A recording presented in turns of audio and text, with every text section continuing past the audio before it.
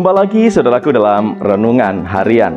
Salam sehat penuh rahmat Tuhan sertamu.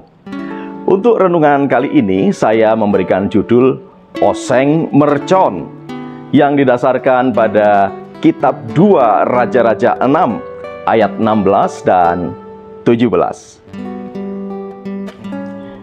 Jawabnya, jangan takut, sebab lebih banyak yang menyertai kita daripada yang menyertai mereka.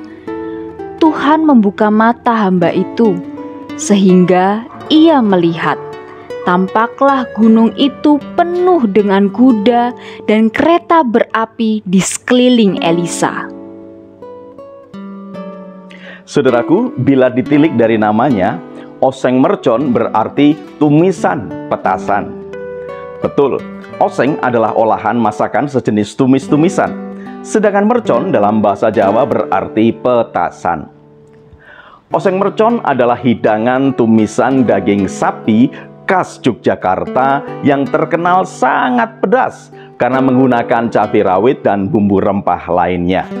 Penggunaan nama mercon di sini merujuk pada sensasi pedas yang meledak di mulut saat menyantapnya. Pada umumnya, oseng mercon dibuat dari tetelan dan koyoran atau lemak daging sapi yang direbus hingga empuk, lalu ditumis bersama bumbu halus, cabai dan rempah, serta ditambahkan tomat hijau dan cabai rawit utuh hingga kuah menyusut dan bumbu meresap ke dalam tetelan dan koyoran. Bila oseng mercon ini sangat pedas, lantas siapa yang menyantapnya? Jelas, para penikmat oseng mercon adalah para pecinta makanan pedas. Mereka adalah orang-orang yang suka pedas, terutama yang menyukai cita rasa tinggi dengan bumbu rempah yang kuat seperti cabai rawit, bawang, dan jahe.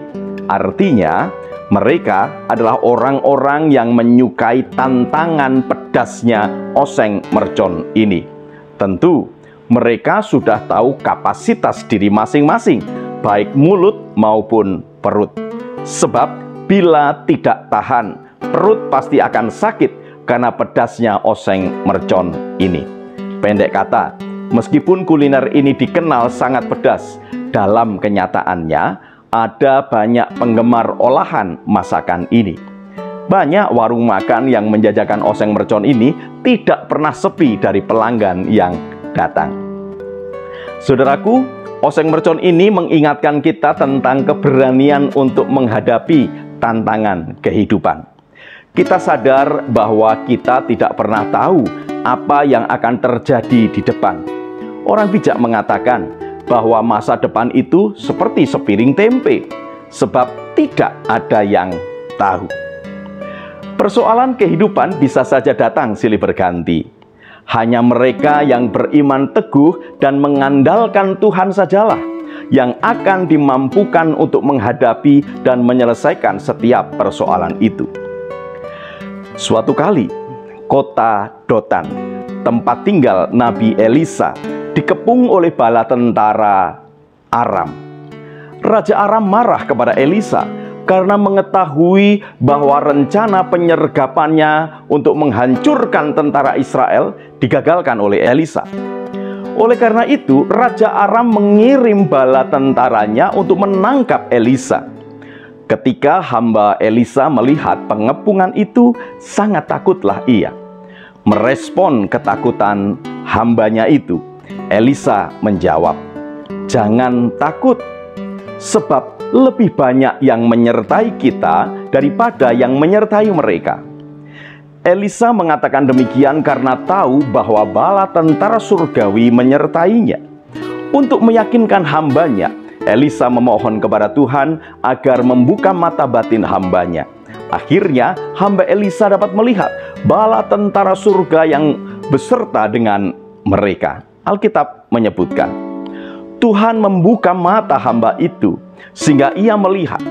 Tampaklah gunung itu penuh dengan kuda dan kereta berapi di sekeliling Elisa.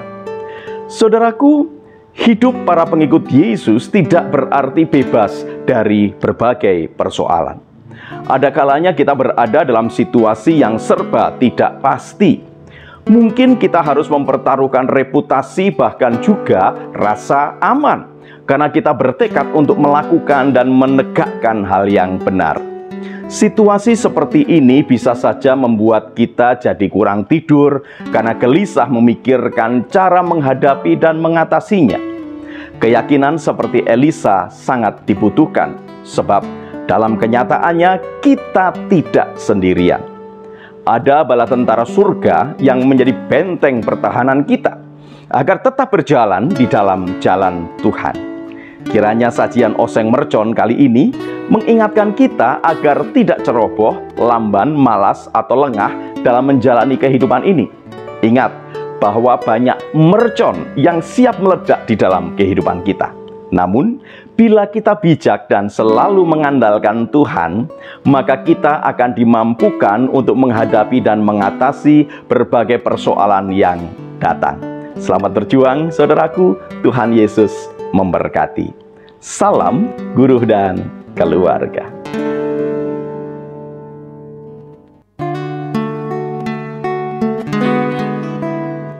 Saudaraku, mari kita berdoa. Ya Tuhan, mampukanlah diri kami untuk senantiasa memiliki kepekaan agar dapat merasakan kehadiran-Mu di dalam kehidupan kami. Dengan demikian, maka kami tidak akan dikuasai oleh kekhawatiran dan ketakutan akan persoalan-persoalan yang ada. Terima kasih Tuhan Yesus. Amin.